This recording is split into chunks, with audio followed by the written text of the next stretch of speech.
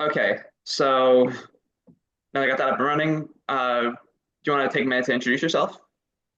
Yeah, my name is Mike. I am known online mostly as Cosblade, and I'm a cosplayer, writer, actor, prop maker, costume maker, all kinds of things like that. So, Awesome.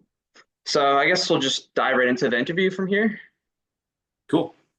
All right, so for starters, how long have you been a cosplayer for? I started cosplaying at Anime Expo 2003. Technically, I didn't really know what cosplay was yet. I liked costuming as a kid, and that was sort of my first exposure to cosplay as a hobby. That was the first time I heard the term. But I really got into it the next year, 2004, when I started making costumes and planning on going to conventions and that sort of thing. That's cool. I actually had more or less the same experience as you Oh, right of kind on. of doing it at a con, just not even really knowing cosplay was at the time, and then kind of picking it up from there. Yeah, yeah. Yeah. It's I saw pictures of people in costumes. I was like, oh, I want to be there. I want to do that. Yeah. So I guess that also kind of covers my second question, which is going to be how did you first become a cosplayer? But like I said, I guess that kind of sorted itself out through the first question. Somewhat, yeah, yeah. I got an invite by one of my longtime buddies to Anime Expo. Like I said, I'd seen pictures and had I liked the idea of costuming already. So it just sort of happened naturally from there. I found out about the hobby, found out about cosplay.com, which back then was like the hub for American cosplayers. And I think probably that next year is when I started learning how to make different things, really started diving into the hobby. That's awesome. So what's been your favorite part of cosplay? That's a good question. It's it's tough, I think, for me to pin down a favorite element of cosplay. But I think probably the thing that's been the best for me is just the sort of the skills you pick up when you want to make a costume or even a prop, depending on what your goal is. You can learn so many new creative skills just because you're like, I want to do that. How do I make it happen? And there's, as you probably know, 100 different routes to get to get from Yeah, your concept stage to your actual wearing this around an event stage. Um, there's so many different skill sets that you can pick up, and I think that that's probably the best part of it is that it just sort of it it it stimulates the creative part of your brain and gets you thinking, how can I make that happen? And you can talk to two different cosplayers and find that say they both cosplay Deadpool or whatever, and they both had two wildly different approaches to how they put their costume together, how they made their props. If they needed con safe swords and guns and stuff like that. And there's so many different skills you can pick up, and that's I think one of the coolest things about it. yeah, that's honestly such a great thing to know that there's so many different ways to make one thing. That's been Yeah. something that's always been enjoyable as part of it. So, do you have a favorite cosplay related memory? Um, for me, I think one of the coolest things I ever did cosplaying was right after Resident Evil 5 had come out. I think this was Fanime 2009. I want to say it was like just a few months after the game came out, and the motion capture cast was all there.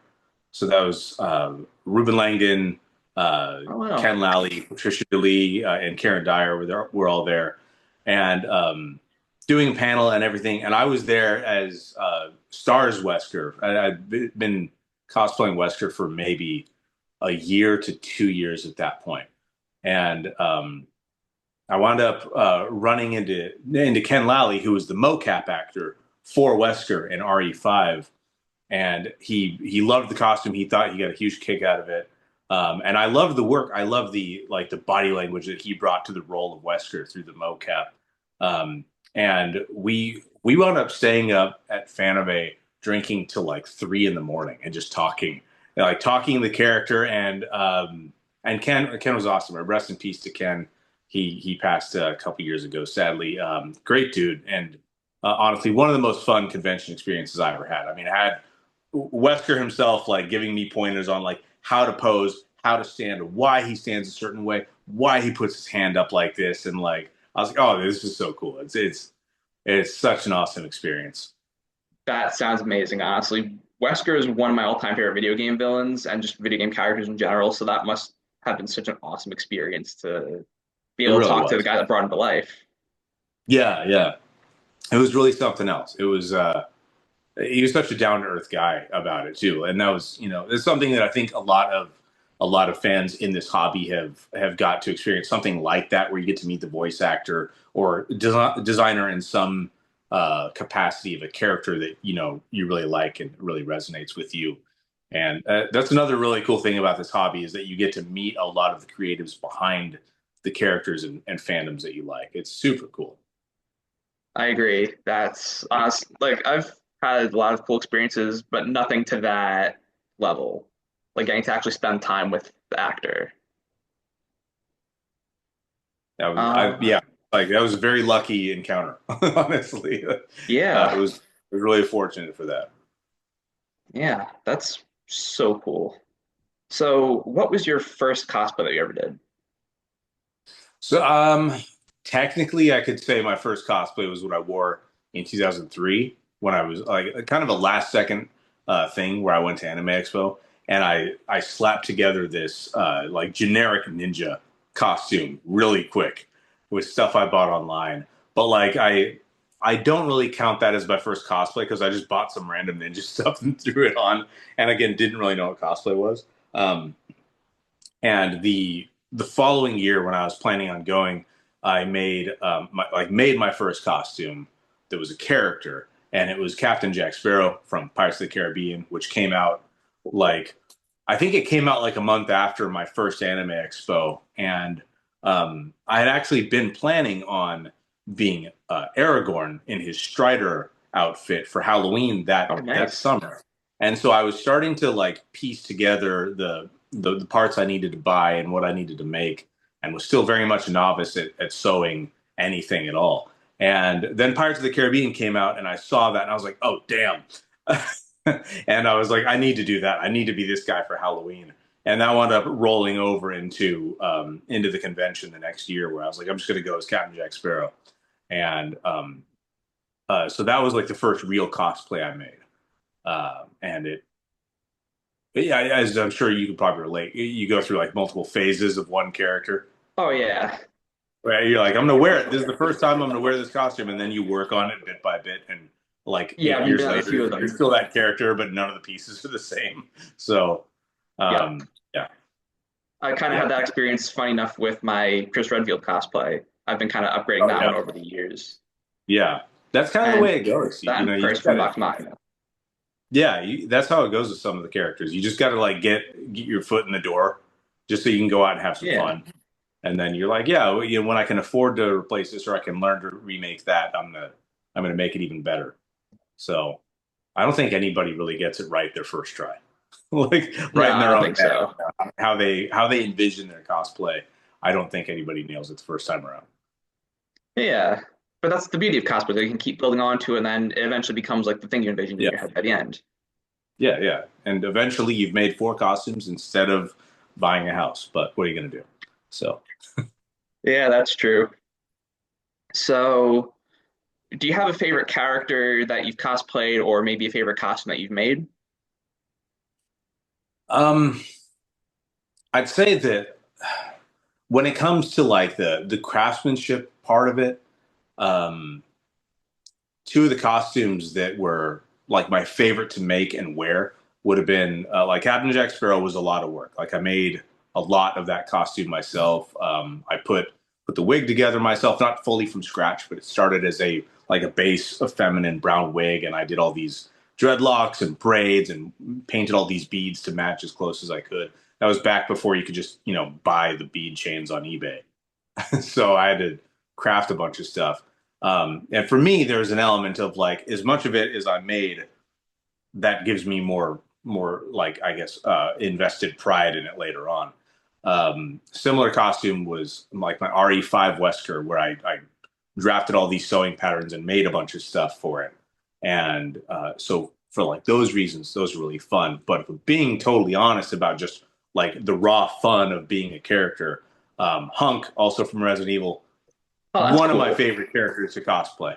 Um, I haven't cosplayed him in a long time, but um, and very little of that costume was something I made. You know, it's mostly something I bought, and it's still like I love Hunk. He's actually, a lot of people don't know this. Hunk is actually my favorite Resident Evil character. Wesker's just the one that I have managed to cosplay a lot, but Hunk is the one that like really got me into cosplaying from Resident Evil, and I have so much fun putting on his kit and just sort of becoming that character. And for me, a big part of cosplay is trying to adapt like the different body languages and the, like the physical mannerisms of the character to try to embody him in the moment. And Hunk is just, he's a fun one to play. Like, so it's that it's hard to top that for just raw fun in the moment. That's yeah, I can definitely see that. So going off of that point, actually, how do you do that? Like bringing the character to life, like you said, like the body language. I'm sure that's difficult with the amount of characters you cosplay to try to have each one in mind. Um, a little bit, yeah. I think a big part of it for me was that the the performance part of it is just something that was fun for me. Even before I got into cosplay, I liked doing acting. I liked doing skits and stuff like that. So when I got into cosplay, it was and found out that that was sort of part of the hobby too. You know, cosplay. You're playing. You're doing bits as the character if you're up to it. I you know and kind of breaking into it by doing something like Captain Jack Sparrow, who has a very particular way of moving and speaking, and he's very iconic in that way.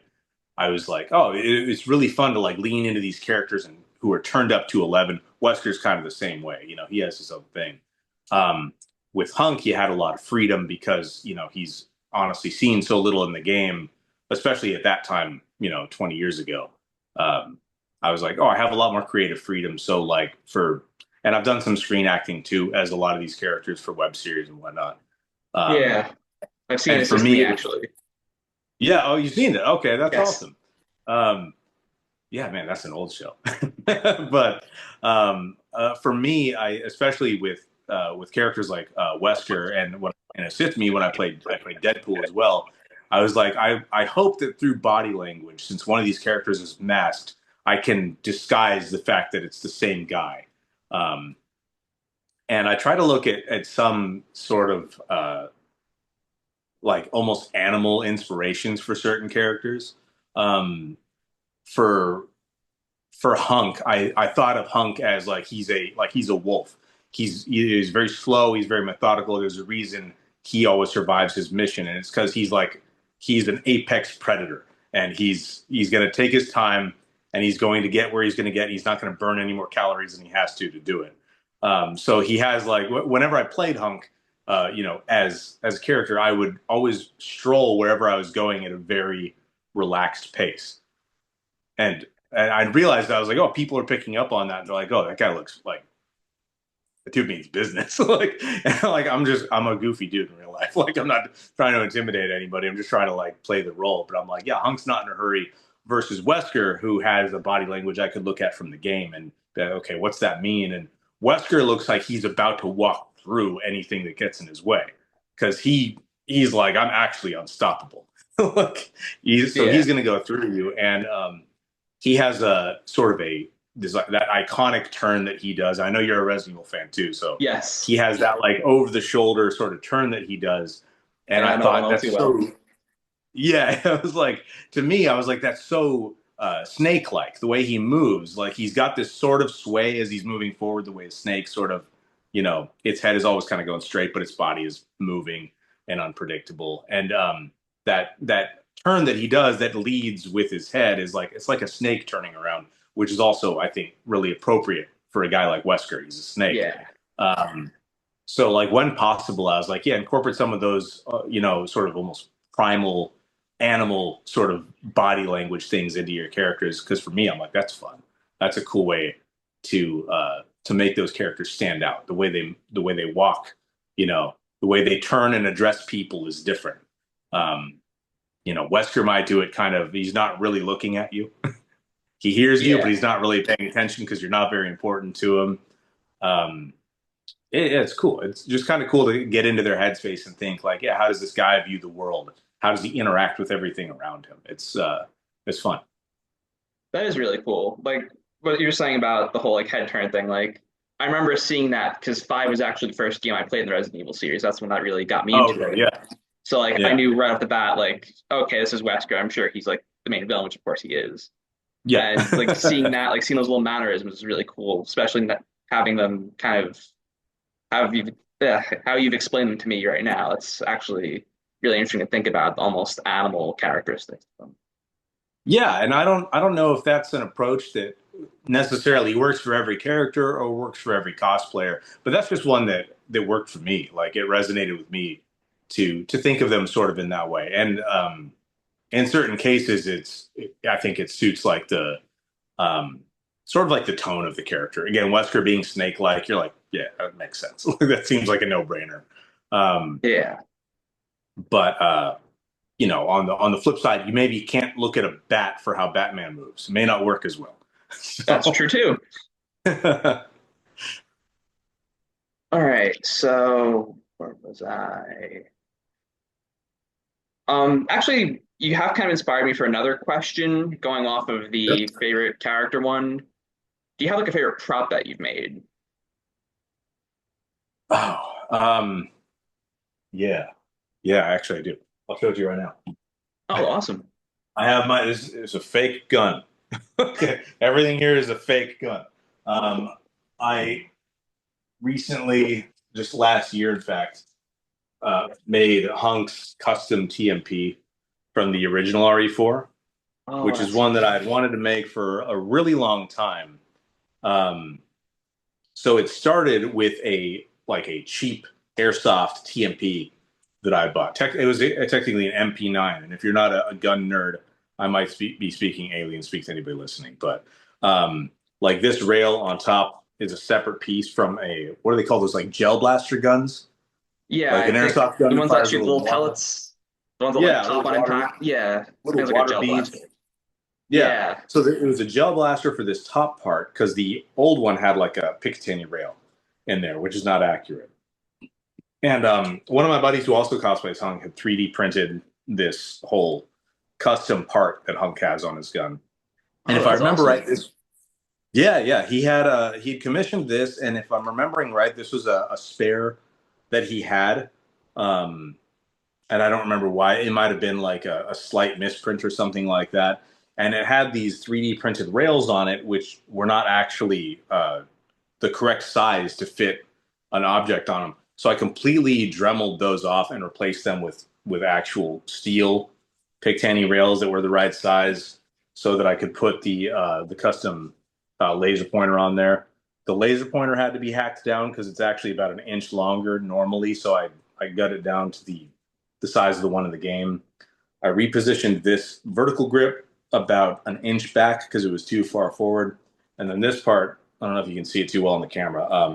The grip is all custom stippled with Yeah, I a see the wood burning. texture.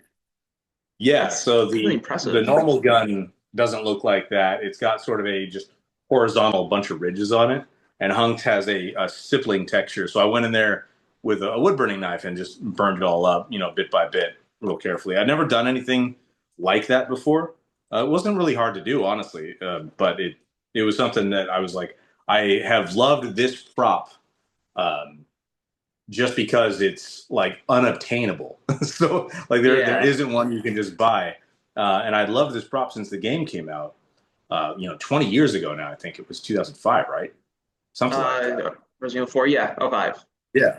So I'd always wanted one. I just finished this last year, and right after I finished this, one of the guys over in the UK, Engineer, 3D printed one just like this and put it Oh up on no. his store. And he did an amazing job. And I was like, man, I could have saved a lot of time if I just waited like 6 months. But he did great, honestly. So if you want a Hunk gun, I would hit him up for one. His props look really good from what I've seen. And he seems like a stand up guy. But yeah, this is mine. I'm really proud that I finally got to make it, and really like how it came out. And it's pretty con safe because it's got no more moving parts except for the stock. So I glued everything down so it doesn't have a trigger anymore. It doesn't do anything. But yeah, just I think just based on my emotional attachment to it, that's probably my favorite prop that I've made. And hopefully I don't break it setting it down. No, it's Yeah, yeah. that's awesome. Especially because, like you said, how putting that time and effort into it gives you more emotional attachment to it. Yeah. Yeah. I mean, I think when you do put in a lot of work into a costume or a prop, um, I don't know. It's like your baby. You made it. Now you get to show it off and wear it and play with it and stuff like that. Yeah. Um. Oh, let's see. So I've seen on your Instagram page that you've done a bunch of photo shoots in the past. Do you have like a favorite one that you've done? Ooh, I hate Pillsbury. It's my cat. Um, the last one I did was a lot of fun. That was the Winter Stars Resident Evil shoot that we did in Massachusetts. It was freezing cold, and um, it was short and sweet because we basically got out there and there was there's four of us modeling and there was two photographers and we were just kind of trying to cook through poses and stuff before everybody was, you know, hypothermic basically. But that one was a lot of fun. I think all the photo shoots I've done have been a whole lot of fun. I kind of like doing those almost more than trying to do a photo shoot at a con because you have the hectic energy and lots of bystanders coming through and stuff that you want to go do. I want to go see that panel in 30 minutes, so we gotta cook it. But I think doing location photo shoots is kind of like where I'm. That's my sweet spot. I'm like I can take my time and just have a blast, and you be stupid with all your friends and just goof off. So really did like that winter shoot. I would have liked it if it wasn't as cold, so we could have taken That's more fair. time with it. But we honestly, it was so much laughter, and yeah, it was a blast. It was really fun. That sounds really cool. I don't have much experience with location shoots. I've only gotten to do it once, sadly, but I definitely want to do more hearing that. Yeah, yeah, absolutely. I think, yeah, and you're out on the northeast coast, right? Yeah. Yeah, you guys have like some beautiful locations that you can do. I mean, anything industrial. You have woods. You've got old towns and everything. You've got really good spots to go shoot. Yeah, like one of the ones kind of on the idea of Resident Evil I've always wanted to do was something along the lines of the opening of the original game with the stars out in the woods at Yeah, night. yeah, that's something you guys could do in all kinds of places out in the Northeast. Yeah, definitely. I can think of a few places off the bat myself. Yeah. Oh, hi. So, do you have any materials that you prefer to work with, or like a favorite piece of equipment that you work with when doing cosplay? Um, I, I mostly do sewing. It's kind of like the basic skill I've learned that I'm like I need that if I want to make stuff. Because I do a lot of custom garments, or if nothing else, I'm buying clothes and then retailoring them for a better fit. Um, so that's been good. Knowing how to use a sewing machine has definitely allowed me to do a lot of the builds that I want to do. But I think one of my favorite things to work with is going to be EVA foam, just for the wide range of things you can do with it.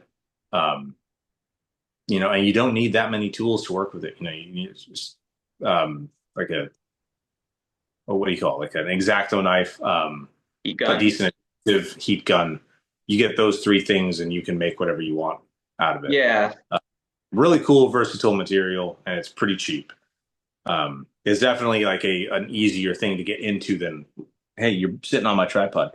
It's an easier thing to get into than like getting a sewing machine and learning tailoring, which is not as hard as I think a lot of people think it's going to be, but it's still a bigger investment in time and money to do sewing than it is to do like EVA foam crafting. And you can get a more sort of like immediate satisfaction out of EVA foam crafting. Um, I've seen people do crazy stuff though with cardboard. I've seen yeah. guys build. full on Halo guns with moving parts out of cardboard. I'm like, Yeah, same here. you're Well, you need to be an engineer, dude. Like I couldn't do that. yeah, I remember one of the first costumes I ever saw at a convention was someone in like a full Spartan armor made entirely out of cardboard. That's awesome. Yeah. Yeah. There's that principles of Pepakura right there. You can, as long as you can shape it out of something, you can make a whole costume out of it. Yeah. Um, One of the best things about cosplay is you can make really anything. yeah, absolutely. Um, I would say that one of the unsung heroes of prop making would tool wise would be the like a wood burning set, like the one I used to stipple the grip of the gun, because you can use that on EVA foam, you can use it on wood, you can use it on cardboard, you can use it on a whole bunch of different materials. You can use it as a weathering tool if your fabric needs to be burned in some way, or just simply melted if it's like a synthetic fabric.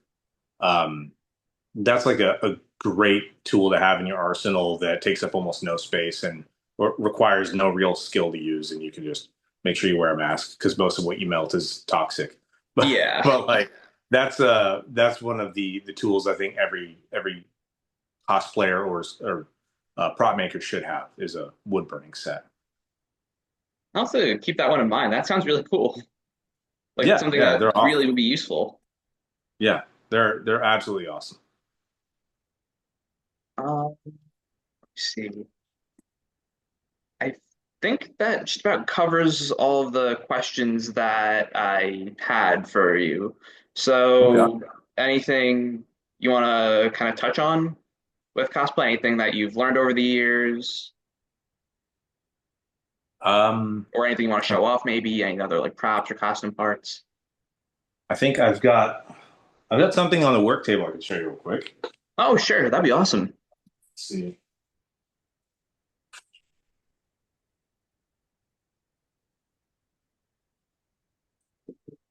So currently, I'm working on two bat suits at the same time. Um, Oh, that's cool. this is my the vest that I'm making for the base of the muscle suit. So this is the muscle work is pretty much done on here. It zips up in the back, kind of like a wetsuit. But I've done. Oh, I should know the number off the top of my head. I think I've done four bat suits over the years. Which Um, ones? so they've all been like original concepts with influence That's cool. from various builds. Um, Batman's been a character that I've loved my entire life, Same. and yeah, I know you can relate. So that's been a suit where I've wanted to get the bat suit right, um, and not necessarily like replicating an exact suit, but just I've wanted to make a bat suit that I like to wear that I feel like, oh yeah, this suits me well. I'm 5'8", and so not every traditional tall bat suit look is going to work on me. And for me, I'm like, I want to get the aesthetic of the bat suit just right. I want it to look good on my build, on my proportions, and so sometimes I'll get all the way through a bat suit build, and I'm like, it looks really cool, and I put it on. I'm like, it doesn't look as cool on me as it does hanging up. That's a bummer. So, um, yeah, the first one I built was sort of a it was inspired by like a fan render I'd seen, but I still deviated a lot from it. It was a gray and blue suit, like a gray and a dark navy blue suit. It used the Arkham Origins cowl, but everything else on it was totally custom. That's And cool. it was pretty cool. It wasn't quite what I wanted when it was done, so I wound up selling it. The second one I built was it was more comic book style. It was a gray bodysuit with a Batfleck looking chest emblem. That also used the Arkham Origins cowl, but it was the full thing, in black that had the neck and the collar and everything. And then I had like the Dawn of Justice, the Batfleck belt. That was a build that I did for Assist Me and actually had a full muscle suit. Um, it was a cool costume, but it was built in a hurry for a shoot, and so it was like many Batman costumes. It was a bummer to actually put on and wear because you're putting on this full zip up in the back bodysuit, and like if you have to go to the bathroom, half your costume has to come off, Yeah. which is a huge drag if you're at a convention or a party or anything like that. So I wound up selling that one too. I then made again more of like a tactical bat suit in black with like I used a Hush style cowl from Hernandez Effects, which is a really cool cowl. It was a little bit too Yeah, I big for love my head Hush. though. It's my favorite stories. Yeah, yeah, and I don't know if you know Hernandez Effects is sculpt. Dude's an amazing sculptor. He makes some of the coolest looking cowls. Um, but the cowl was a little bit too big for my head, and I wanted to wear it without the white mesh lenses. But whenever I put it on, it looked like I was cross-eyed because my eyes were more in the middle of the eye holes of the cowl. I was like, that's no good. So I wound up selling that costume too. Um, but right now, I'm currently working on the Arkham Knight, the beginning of the Arkham Knight batsuit that he wears, the post Arkham City suit. So not the one he wears for most of the game, but the one he's wearing at the very beginning. Yeah, the Um, kind of starter outfit. Yeah, exactly. So I'm working on that one, and I'm also working on an interpretation of the 1939 bat suit, which is what this is for. Oh, that's Um, amazing. so with both of these suits, I decided to take a different approach to the muscle suit. I wanted to do it kind of the way they do some of the MCU suits, where there's like a compression undershirt with the sleeves attached to that, and then there's a vest on top of that with like the sculpted muscles. But that way, it's just easier to put on, and you still have arm mobility and everything. And then the pants attached to the undershirt, via like hidden little elastic straps, basically. So that gives you a lot more control over putting on and taking off the suit by yourself, going to the restroom, all that essential stuff that you got to do if you're wearing a costume for 9 hours a day. Um, and again, Hernandez Effects he recently released a sculpt for a 1939 Batman cowl. And I was like already invested in working on the Arkham suit. And I saw that cowl and I was like, oh, that would be sick. Yeah. That'd be really cool to do like a 1939 style bat suit. So I whipped this up. I've put it on with with the gray fabric that I'm going to use for it, and I'm pretty happy with how it looks. I think both these builds are probably going to come out pretty good. So I'm looking forward to how they turn out. But Yeah, I can't wait to see how they turn out. Of yeah, thanks, man. course. That's what I'm working on. And this is the I guess the second time I did a muscle suit. The first time was for the comic style bat suit. Not too hard, honestly. This is just like upholstery foam. It's not that Oh. expensive. I stitched it down with a sewing machine. A lot of people use an adhesive for it, but I worry that that'll break down over time versus stitch thread's going to hold up for many years. Um, and I just sort of scaled this to myself. I you know, put on the gray vest that I made first. The gray vest is basically like a corset. It's a really stiff cordura. And then I traced with a Sharpie, where I wanted the muscles to go, transcribed that onto paper, transcribed that onto foam, and then just put them on. The chest is 2 layers, so it sticks out more prominently. And the abs are all 1 layer. And, it's not hard to do this stuff. This is the fun kind of thing you can just tinker around with and fine tune it till you get it looking just the way you want. Yeah, stuff like But that's always been some of the most fun parts of cosplay, like planning out the build and then building on to it, seeing it pieced together as it comes along. yeah, exactly.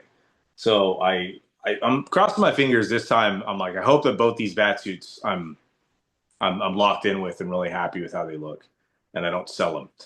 I can hold on to them and keep them as display pieces and all that. If nothing else, I'm looking forward to being able to move around in them a lot more comfortably. Yeah. That would be nice. That's all I'm working on for myself at the moment. I just recently revamped Stars Wesker um, for that winter photo shoot. I do plan on doing Wesker's RE5 coat because I did his coatless version last year, but I still have plenty of material and I plan on doing the coat as well. Yeah, the code's Or, awesome. it is really cool. It's a super cool coat. I just want to do more location shoots. I want to get back into doing some film skits and whatnot whenever they sort of arrive as opportunities. That's always really fun. Yeah. I'm also a filmmaker. That's actually why I'm doing this project is I wanted Oh, right to on. sort of it started as a school project, but I actually decided to build onto it now that I know more about film and more about cosplay. I'm actually Oh, making yeah. it a much bigger series. Cool. That's awesome, man. Good for you. Thank you. Yeah. I hope you're able to get lots of cool conversations going and, pick up on different information. I think again, one of the cool things about this community and this hobby is that you can learn so many different skills just through talking to people and finding out, what avenue they took on their own build. Yeah, definitely. We're actually just about out of time now, so I just wanted to say thank you for being interviewed, like wanting to be interviewed in this. I really appreciate that a lot. Yeah, my I feel pleasure, like I've man. learned a Thank lot you from for thinking this. of me. Thank you for thinking of me. It's nice. Of course, I've always been impressed by your work, so I really wanted to interview you for this, and Thanks, man. I'm really happy that I was able to, that I had this opportunity. Yeah, absolutely. My pleasure. And hope to see how it comes out. All right, thank you. Yeah, right on, man.